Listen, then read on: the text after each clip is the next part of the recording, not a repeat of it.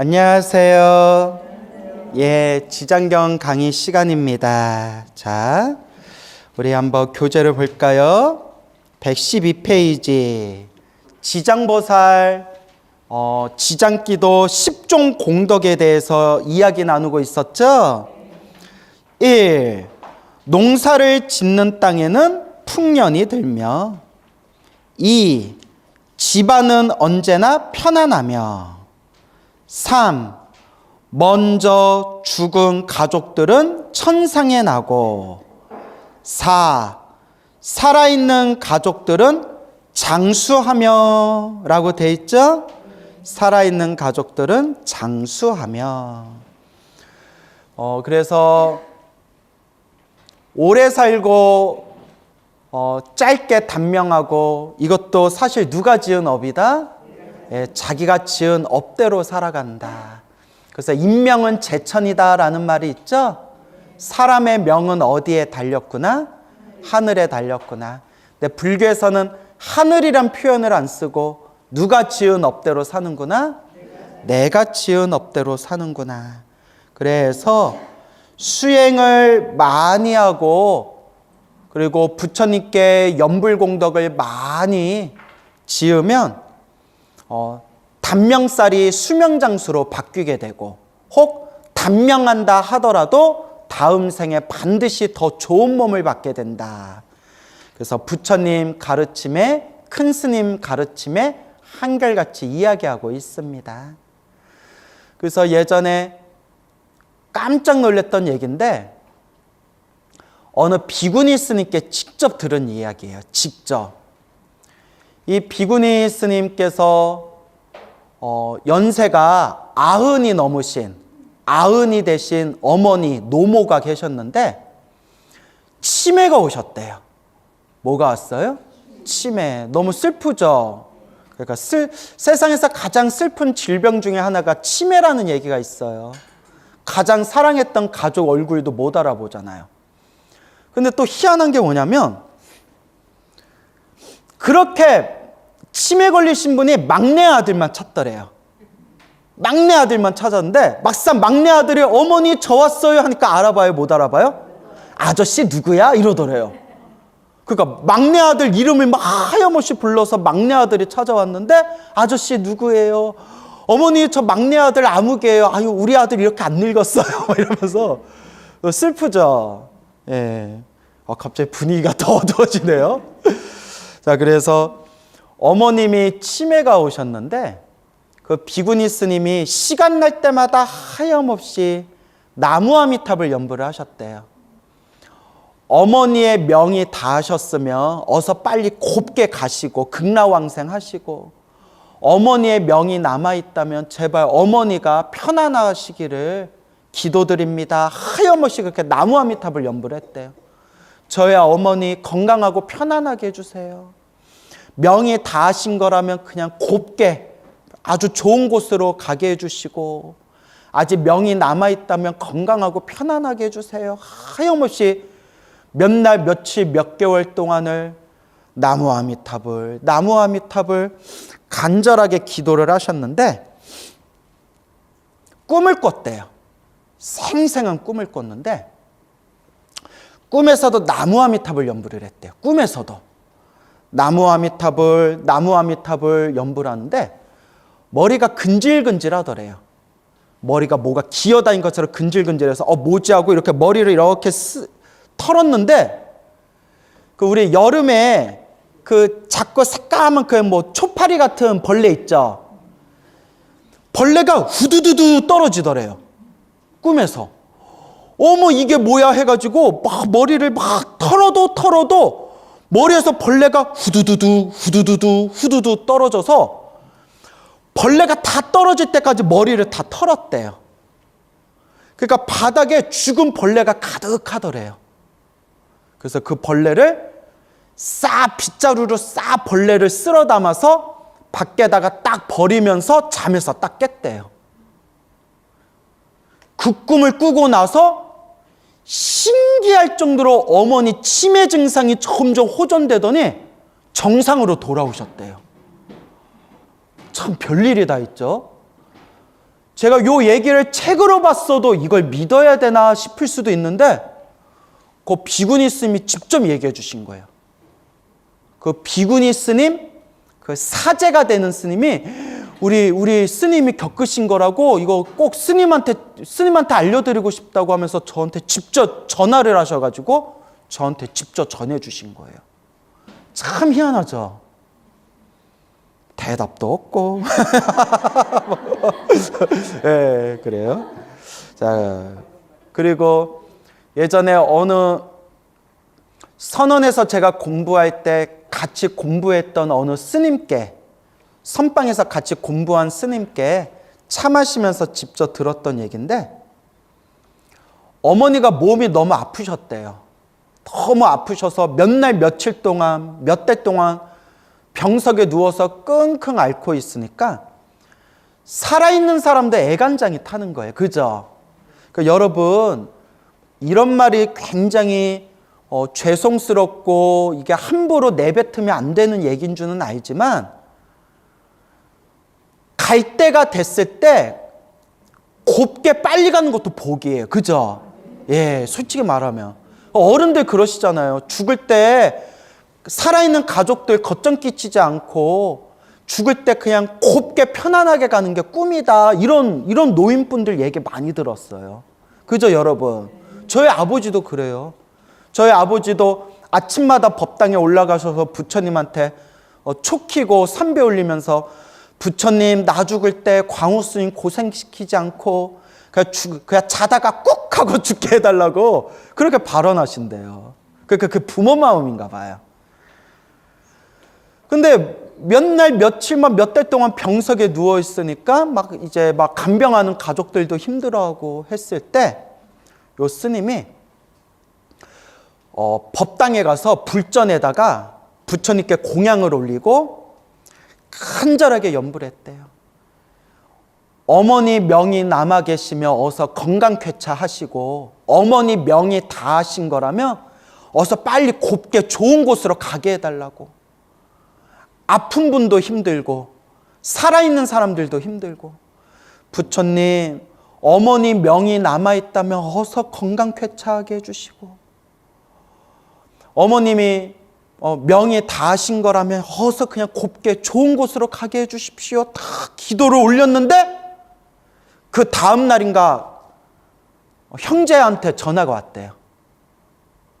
어머니가 편안히 눈 감으셨다고. 참 희한하죠?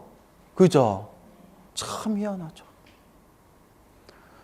자, 그래서 살아있는 가족들은 장수하며 명이 남아있다면 건강 쾌차하옵기를 바라고 수명장수하옵기를 바라오며, 명이 다 하신 거라면 어서 곱게 더 좋은 곳으로 영가천도하여지이다, 극락왕생하여지이다, 이렇게 우리가 발언하고 축원하면서 기도하는 겁니다. 그렇죠? 그러니까 여러분 염불을 많이 하셔야 돼요. 뭐 해야 돼요? 염불을 많이 하셔야 돼요. 그거 항상 발언하세요. 연세 드셨을수록 저 갈 때 어떻게 가게 해주세요? 예, 염불하면서 곱게 가게 해주세요. 항상 이렇게 기도하셔야 돼요. 그래서 제가 너무 좋아하는 큰 스님 법문 중에 스스로 천도하는 불자가 됩시다. 너무 멋있죠? 나 죽은 뒤에 자손들이 나 천도시켜주기를 바라지 말고, 나 천도제 지내주기를 바라지 말고, 누가 천도하는 불자가 됩시다? 내가 스스로 천도하는 불자가 됩시다. 스스로 천도하고 싶은 분들은 과일을 많이 먹어야 돼요. 무슨 과일? 아유, 눈치도 빨라. 천도복숭아. 네, 천도복숭아. 아우, 나 복숭아 싫어하는데. 이러시면. 자, 웃자간 얘기예요. 자, 그래서 살아있는 가족들은 장수하며, 다섯 번째, 구하는 바가 뜻대로 이루어지며 라고 되어 있죠. 그래서 우리 기도하다 보면 소원 성취하신 분들이 많아요. 소원 성취하신 분들이 참 많아요. 근데 아무리 기도해도 안 되는 건 있더라고요. 뭔 얘기인지 알죠? 그러니까 나랑 인연이 부족한 거는 잘 안 돼요. 내가 복이 부족한 거는 잘 안 이루어져요. 그래서 어떤 사람은 기도 한 번 안 했는데도 하는 일마다 일이 술술 풀리는 사람이 있고, 어떤 사람은 절에 열심히 다니고 기도를 열심히 했는데도 하는 일이 잘 안 풀리는 사람이 있고. 그렇죠, 여러분? 딱 자기 뭐대로 살아간다? 업대로 살아가고 복대로 살아가는 거다. 전생에 지어놓은 복이 많은 사람은 절에 한 번 안 갔는데도 하는 일마다 척척 풀리는 사람이 있고, 그러니까 하는 일마다 술술 풀리는 사람들은 오히려 종교를 잘 안 믿어요. 뭔가 좀 다급하고 간절하고 구하는 게 있어야 종교도 열심히 믿는데요. 그죠, 여러분? 근데 전생에 지어놓은 복이 없는 사람은 이번 생 기도를 많이 해도 자꾸 장애가 생기는 거예요. 지어놓은 복이 없으니까. 전생에 지어놓은 복이 없이 박복하게 살았는데 어찌 이번 생에 기도 좀 조금 했다고, 부처님께 공양 좀 조금 올렸다고, 어찌 전생에 지어놓은 게 없는 사람이 이번 생 조금 닦았다고 모든 일이 술술 풀리기를 바라느냐. 그런 법은 없다. 내가 지은 복대로 살아가는 거다. 단 이번 생 열심히 기도했는데도 나쁜 일이 생기는 것은 크게 받을 걸 어떻게 받는 거고? 작게 받는 거고, 이번 생 지어놓은 복과 선업을 이번 생 내가 못 받았다 하더라도 언제라도 반드시 받는다? 다음 생에라도 반드시 받는다. 그게 인과법이에요. 부처님도 법구경 같은 경전에 분명히 말씀하셨어요. 씨앗을 심었으면 때가 돼야 열매를 맺듯이 복을 지었어도, 선업의 씨앗을 심었어도 인연이 무르익어야 그 행복의 열매를 얻게 된다.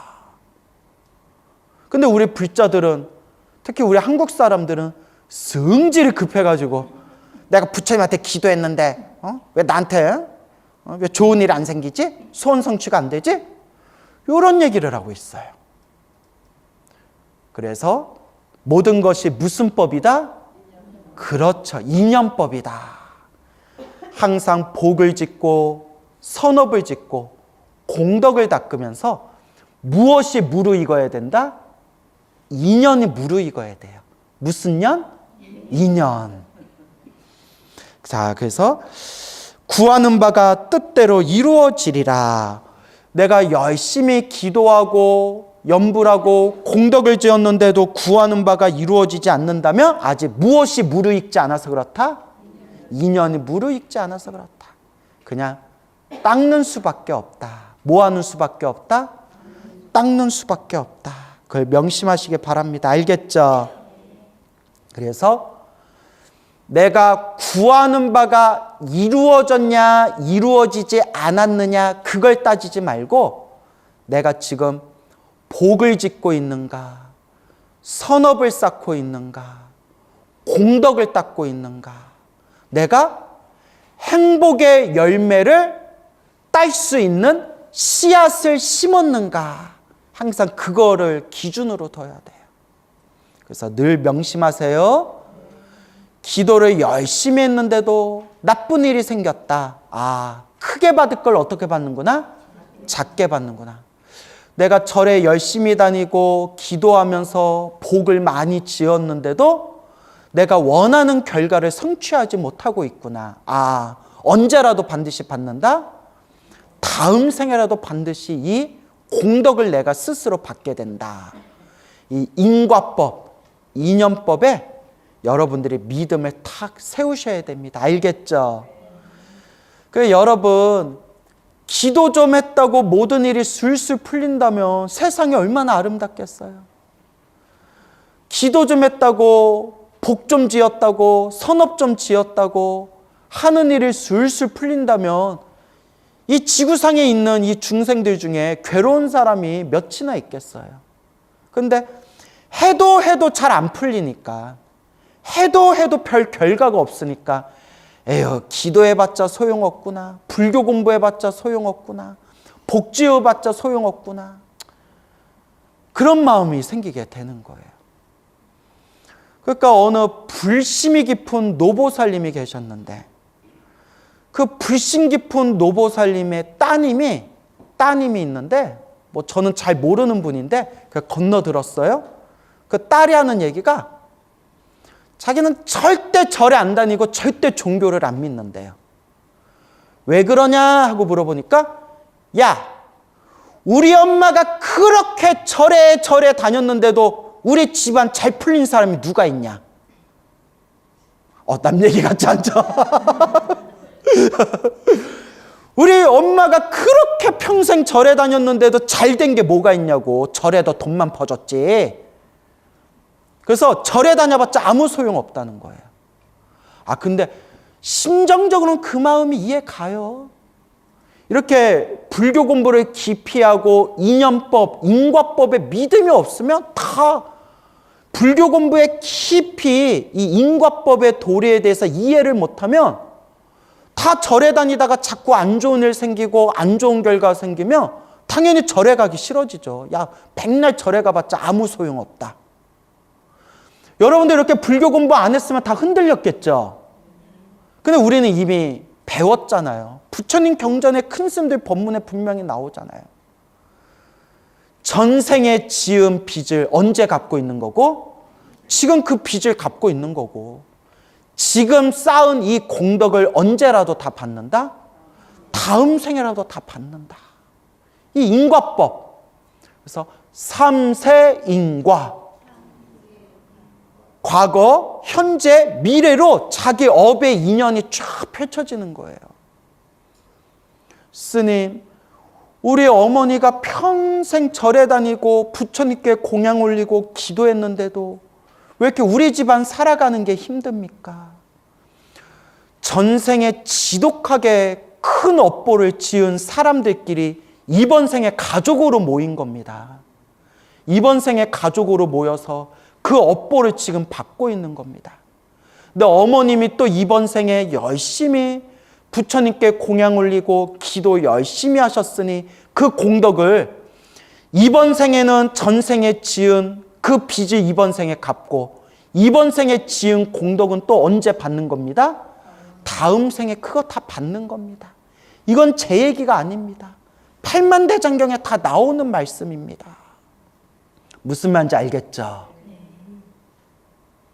그래서 부처님의 고향인 카필라국 석가족의 그 수많은 석가족의 사람들이 우리 석가족에서 석가모니 부처님이 출연하셨다 그 자부심을 가지고 그렇게 선업을 짓고 공덕을 많이 닦았는데도 석가족이 멸망하는 걸 막았어요? 못 막았어요?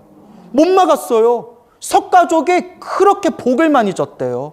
우리 석가족에서 부처님이 출연하셨다고 석가족에서 수많은 젊은 청년들이 머리 깎고 출가해서 깨달음을 얻은 성자 아라한이 되었고 석가족의 수많은 사람들이 그렇게 부처님과 깨달음을 얻으신 스님들과 수행하는 스님들께 그렇게 공양을 올리고 복을 지었는데도 석가족이 멸망하는 걸 못 막았어요.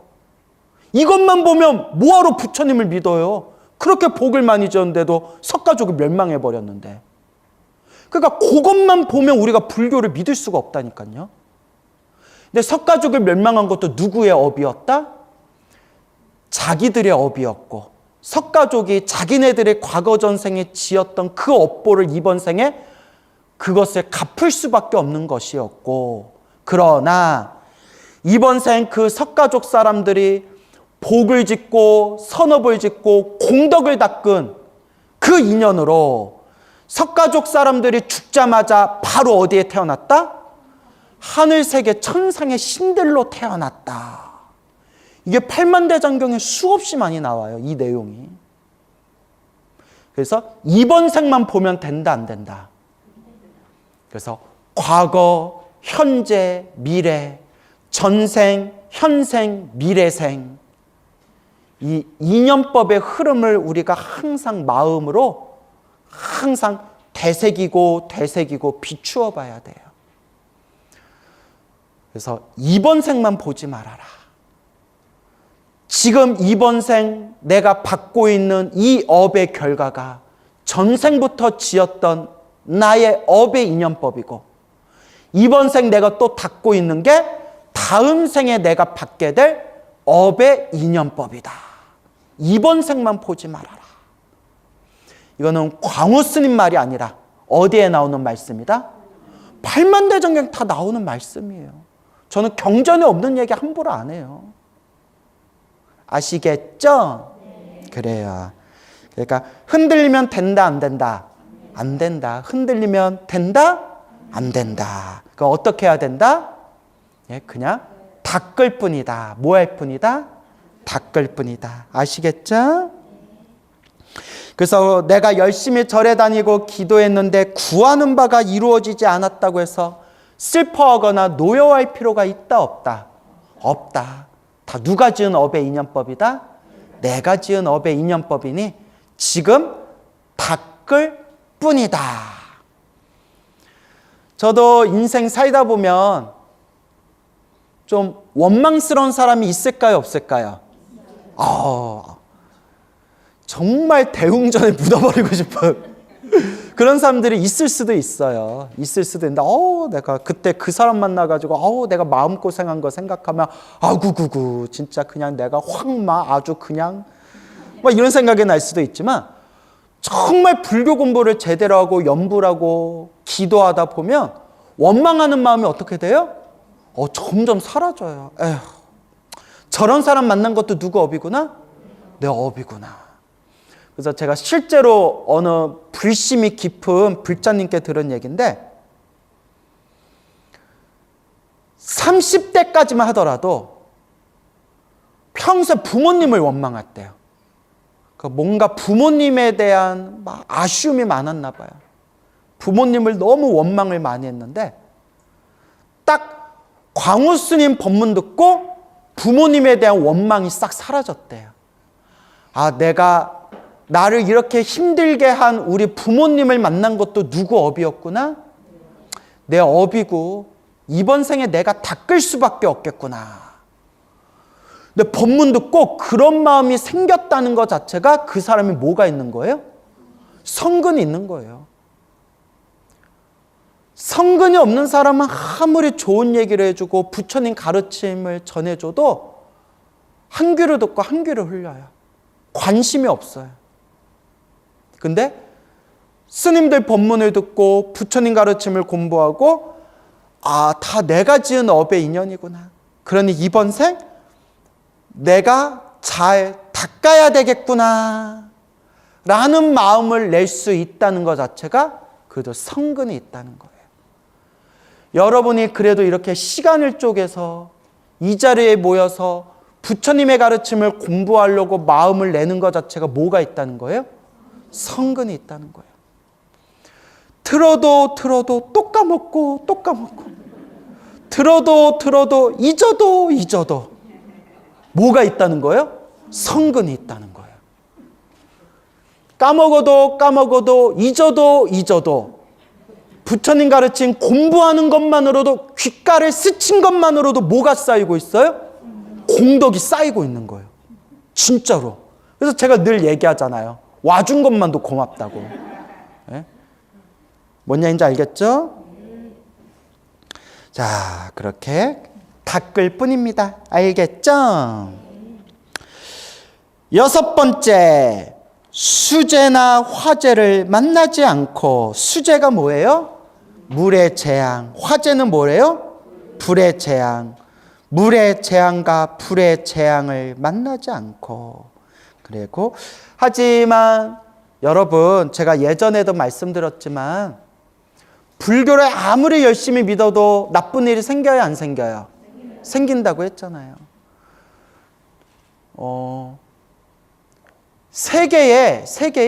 세계에서 불교 국가 중에서 내가 수행까지는 모르겠지만 제가 감히 스님들의 수행을 함부로 제가 판단할 수는 없잖아요.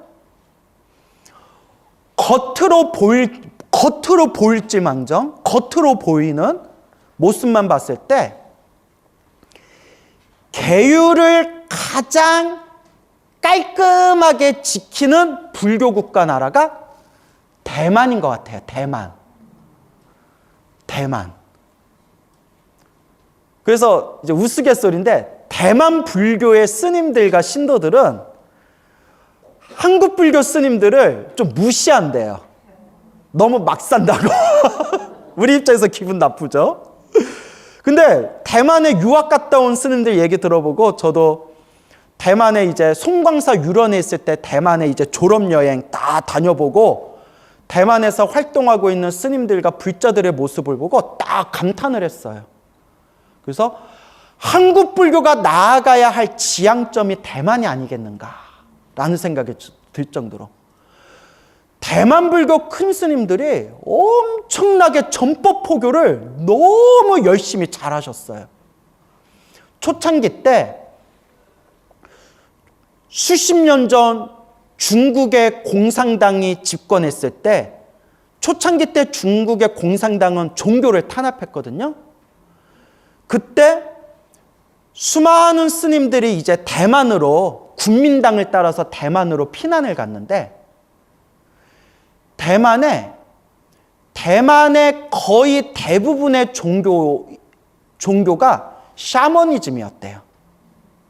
불교라는 게 거의 없었대요. 대만이 섬나라인데 샤머니즘, 우리로 치면 무속신앙이 너무나 민중들에게 너무나 깊이 각인돼 있었고 국민당, 대만으로 피난한 국민당 장개석 맞죠?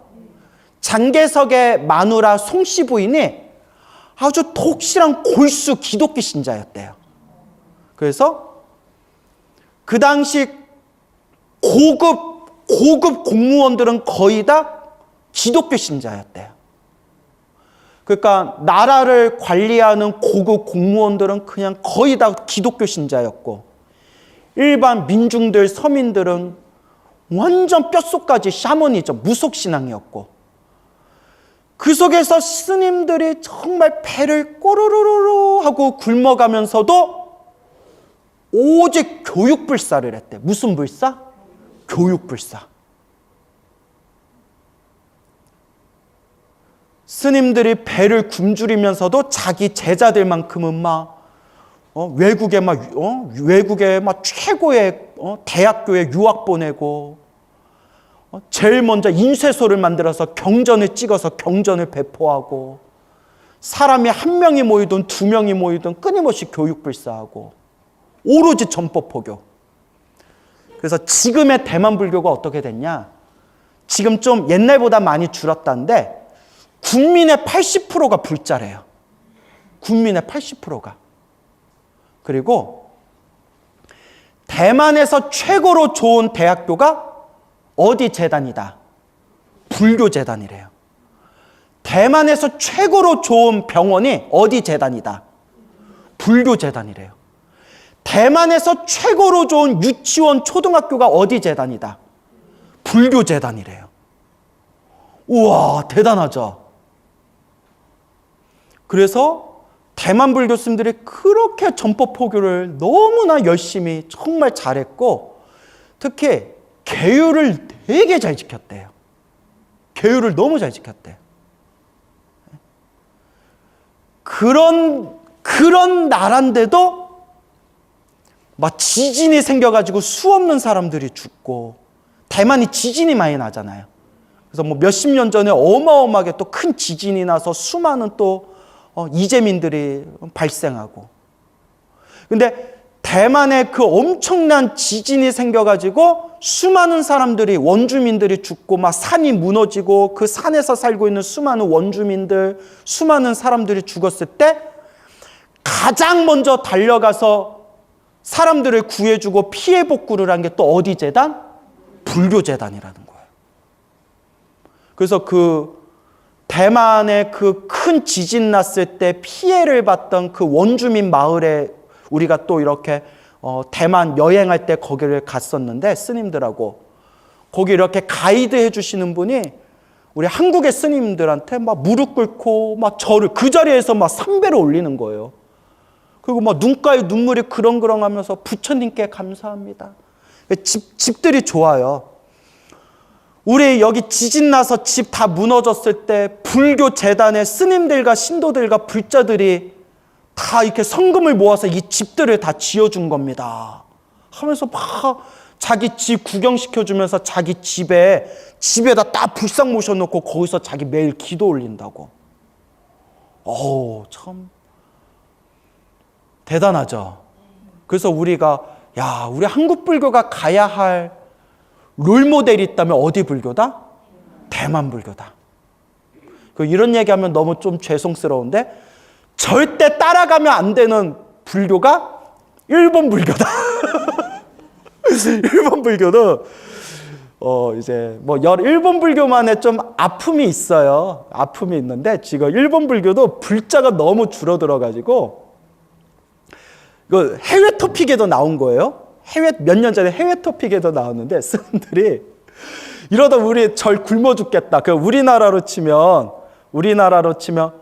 저 조계사 봉은사 같은 절이 있죠.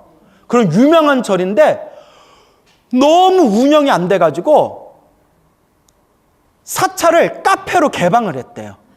너무 운영이 안 돼서. 그리고 어떤 스님들은 너무 절에 신도가 안 와가지고 해외 토픽에 나온 거예요. 스님들이 칵테일 바를 운영한대요. 칵테일 타주면서 인생 상담 해주는 거. 너무 신도들이 줄어가지고 그런 얘기들을 하더라고요. 해외 토픽에도 나온 거예요. 근데 일본에도 종파가 많아가지고 계율을 아주 잘 지키는 종파도 있고 그냥 스님들이 가정생활하면서 절에 갈 때 집에서 출퇴근하면서 출근해서는 승복으로 갈아입고 퇴근할 때는 양복으로 갈아입는 그런 종파도 있대요. 그래서 우리가 만약에 우리 한국 불교가 롤모델로 삼아야 되는 게 어느 국가고? 대만 불교고. 저기 따라가면 큰일 난다 하는 게 어디고? 일본 불교고. 근데 일본 불교를 다 무시하는 거 아니에요? 일본 불교도 굉장히 놀라운 장점이 있어요. 근데 이제 지금 좀 일본 불교도 많이 좀 흐트러졌나 봐요. 그래서 또 제 얘기를 하나만 듣지는 마시고 다 장단점이 있는데. 근데 제가 얘기하고 싶은 게 대만 불교에서 그렇게 스님들이 열심히 계율을 지키고 스님들이 연불도 많이 하고 그렇게 불자들이 많은 국가인데도 엄청난 사상자가 생긴 지진이 나고 그랬잖아요. 그죠? 그러니까 불교를 믿어도 나쁜 일이 생기기는 생긴다. 그 얘기하고 싶은 거예요. 알겠죠? 그래서 수재나 화재를 만나지 않고 라고 돼 있지만 또 인생 살다 보면 불교를 열심히 믿는 나라라 하더라도 나쁜 일이 생긴다 안 생긴다? 생긴다. 근데 그것도 누구 업이다? 자기들 업이다. 석가족이 그렇게 석가모니 부처님을 믿고 의지했지만 나라가 멸망하는 걸 막을 수 없었듯이 참 그래서 이 업보라는 게 무섭다. 업보라는 게 무섭다.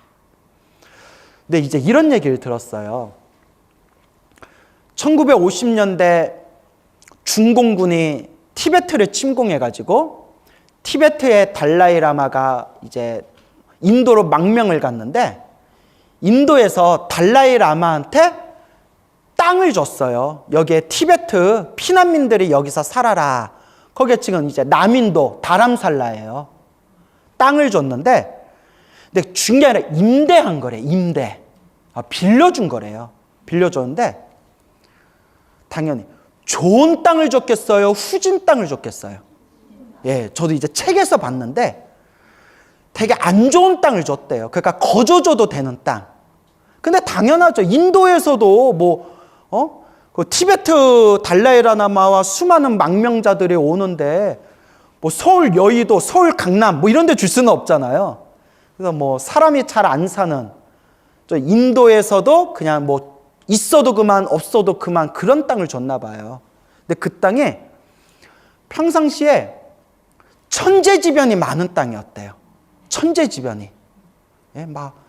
막 비가 와서 막 난리가 나고 막 여름에 너무 뜨거워서 열사병이 생기고 막 그런 천재지변이 많은 땅이었는데 티베트 불교는 밀교잖아요. 그렇죠? 밀교는 불보살님께 기도하고 연불하고 제를 올리고 신장님들 하늘의 신들에게 공양 올리고 기도하고 이런 의식이 발달했어요. 이걸 탄트라라고 불러요. 딴뜨라. 그래서 남인도의 지금의 그 다람살라 있는 곳에 초창기 때 스님들이 그렇게 기도를 많이 올리고 제를 많이 올렸대요. 그 밀교는 막 신들을 중요하게 여겨요. 신들을. 하늘신, 토지신, 땅의 신, 바다의 신, 바람의 신, 수많은 신들, 신장들을 또 중요하게 여기거든요. 그렇게 기도했더니 다람살라의 그 후로 천재지변이 안 일어나더래요. 그러니까 이거는 역사가 증명한 거래요. 그 티베트 스님들이 다람살라 가기 전에 그 땅에 천재지변이 은근히 많았는데 몇 년 주기로 계속 안 좋은 일이 생겼는데 거기에 달라이라마 존자가 딱 가시고 스님들이 거기에 모여서 항상 기도하고 제를 올리고 하니까 천재지변이 사라졌다. 그 참 묘해요. 묘하죠. 그래서 우리가 항상 부처님을 믿고 그렇게 기도하고 그러다 보면 집안과 나라가 편안해져요. 근데 결국 어쩔 수 없는 게 염불하고 기도하고 공덕을 닦았는데도 나쁜 일이 생기면 그건 어쩔 수 없는 거예요. 그거는 피할 수 없는 과거 전생의 내 업보를 받는 거예요. 그것까지는 어쩔 수가 없다. 하지만 좋은 일이 생기든 나쁜 일이 생기든 뭐 할 수밖에 없다? 우리는 그냥 복을 짓고 선업을 짓고 공덕을 닦고 기도할 수밖에 없구나 라는 걸 명심하시길 바랍니다. 아시겠죠? 자, 7번 재물에 헛된 손실이 없으며 라고 되어 있죠? 그래서 제가 실제로 많은 불자님들께 들은 이야기가 너무너무 경제적으로 힘들었을 때 부처님께 간절히 기도해가지고 집안의 사업이 크게 일어났다라는 얘기를 엄청 많이 들었어요. 엄청 많이 들었어요. 그리고 스님들도 불사하다가 너무나 힘들고 벽에 부딪혔을 때 간절하게 기도했더니 갑자기 평소에 오지도 않았던 신도들이 전국에서 몰려와가지고 시주를 해서 불사가 잘 됐다. 이런 얘기를 제가 막 법문 다니다가 주지스님께 직접 그런 얘기도 듣고 이런 적이 많아요. 하지만 반대로 스님 기도 열심히 하는데도 먹고 살기가 힘들어요. 스님 기도 열심히 했는데도 저 이번에 그냥 장사 접기로 했어요. 이런 얘기도 간간히 듣기도 해요. 왜 누구는 기도를 조금만 했는데도 돈이 술술 모이는가? 또 왜 누구는 기도를 간절하게 했는데도 결국은 사업을 접을 수밖에 없을 정도로 힘들어지는가? 이것도 누구 업이다? 내 업이다.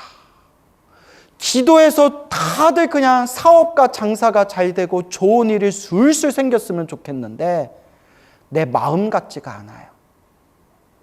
근데 그런 얘기는 많이 들었어요.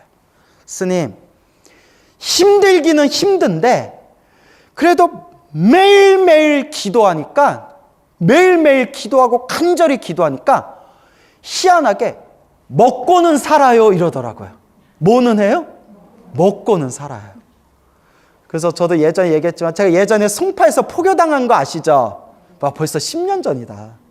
그때 제가 한 달에 막 수백만 원이 유지비로 나가니까 월세도 내야 되고 뭐도 해야 되고 뭐 공과금도 내야 되고 뭐 몇백만 원씩 나가는 거예요. 희한해요. 막 숨만 쉬어도 돈이 나가요. 희한하죠? 나 아무것도 안 했는데도 숨만 쉬어도 돈이 나가요. 믿을 게 뭐밖에 없어요? 부처님. 그때 막 시간 낼 때마다 그냥 금강경 독송하고 나무아미탑을 연불하고 금강경 독송하고 나무아미탑을 연불하고 또 방에 혼자 있을 때도 막 마음이 불안하니까 다음 달에 어떡하냐, 다음 달에 어떻게 버티냐. 그러니까 그 방에 혼자 앉아 있을 때도 나무아미탑을 부처님 나 어떡해요. 희한하게 공과금 낼 때쯤이면 매달 말일에 어떻게든 돈이 들어오는 거예요. 희한해요. 어떻게든 들어와요. 이야, 희한해요, 진짜. 내가 체험했어요. 우리 아버지 말 맞다나, 큰 스님들 말 맞다나, 목탁 소리만 안 끊기면 먹고는 산다. 쌀은 안 떨어진다. 그 옛날 큰 스님들의 하늘의 제석천이 밤에 몰래 와서 쌀독에 쌀을 붓고 가신다. 이런 얘기를 큰 스님들한테 여러 번 들었거든요. 부처님 감사합니다. 이번 달도 버텼습니다. 하면서 부처님한테 부처님 조금만 더 도와주시면 조금만 더 도와주시면 나 목구멍 좀 열릴 것 같은데 어떻게 애누리 없이 딱 그 달 쓸 것만 도와주시냐. 이렇게 막 이제. 그러니까 신도들도 그래요. 기도하니까 어떻게든 도와주시는 그 힘이 느껴진대요. 어떻게든 도와주시는. 그렇게 결국 우리가 힘들고 괴로울 때 의지할 건 뭐밖에 없다? 부처님밖에 없다.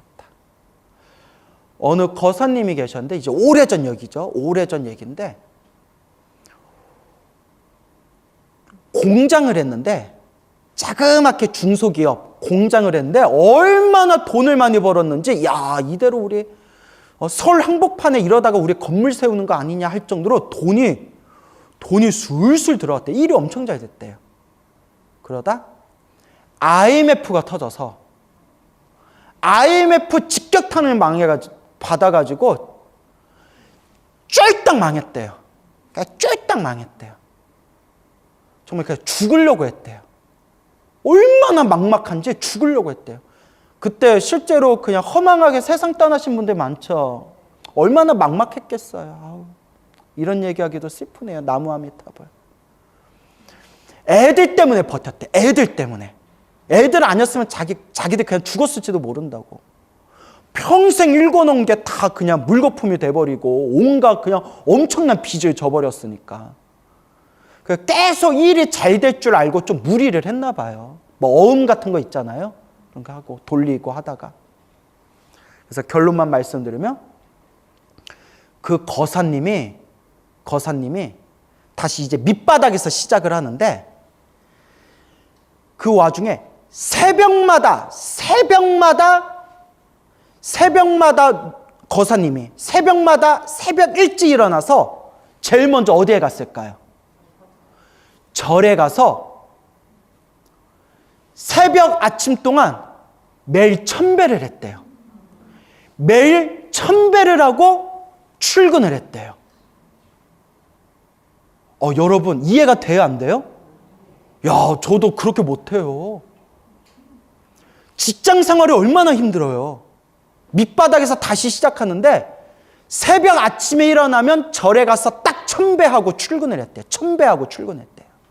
비가 오나 눈이 오나 딱 3년 1000일을 했대요.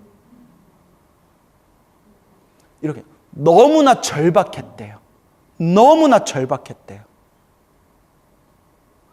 결론은 지금 잘 산다 못 산다? 지금 잘 살아요. 애들도 잘 크고 잘 살아요.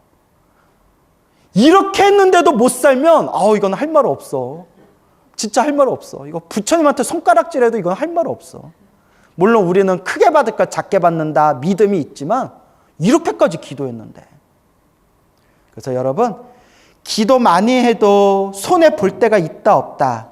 있다. 근데 그것도 누가 지은 빚을 갚고 있는 거다? 내가 지은 빚을 갚고 있는 거다. 결국 누가 닦아야 된다? 내가 닦아야 된다. 아시겠죠?